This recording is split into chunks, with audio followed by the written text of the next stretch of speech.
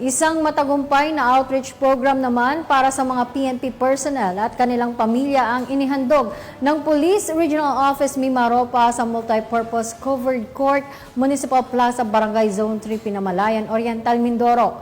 Yan ang report mula kay Patrolwoman Desiree Padilla.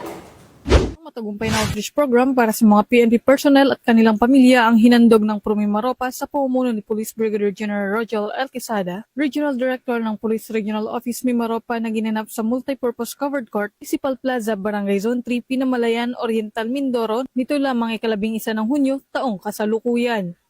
Ang nasabing programa ay nakinabang ang humigit kumulang 76 na PNP personnel at kanilang mga dependents.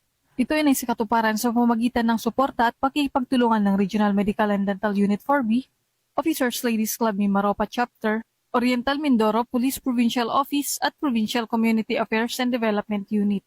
Kasama ang Pinamalayan Municipal Police Station, 2nd PFFC, Pola Municipal Police Station at Gloria Municipal Police Station.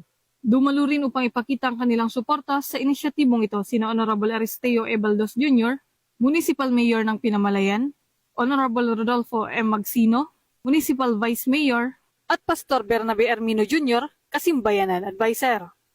Ang kanilang presensya ay nagbibigay ng inspirasyon at suporta sa mga dumalo sa nasabing programa.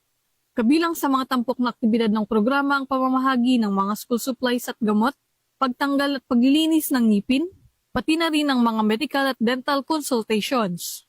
Ang mga serbisyong ito ay nagbigay ng malaking tulong sa mga benepisyaryo na nagkaroon ng pagkakataong makapagpagamot at makakuha ng kinakailangang mga kagamitan sa pag-aaral at nagkaroon rin ng feeding program at palaro para sa mga batang dumalo sa nasabing programa.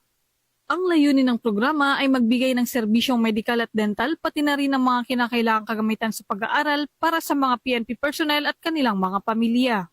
Ang ganitong mga aktibidad ay mahalaga upang mapabuti ang kalagayan ng komunidad at matugunan ang pangangailangan ng mga PNP personnel at kanilang mga pamilya dahil sa bagong Pilipinas, ang gusto ng pulis, ligtas ka. Mula dito sa Pinamalayan Oriental, Mindoro, ako ang inyong PNN correspondent, Patrolwoman Desiree Padilla, alagad ng watas, tagataguyod ng Balitang Pulis.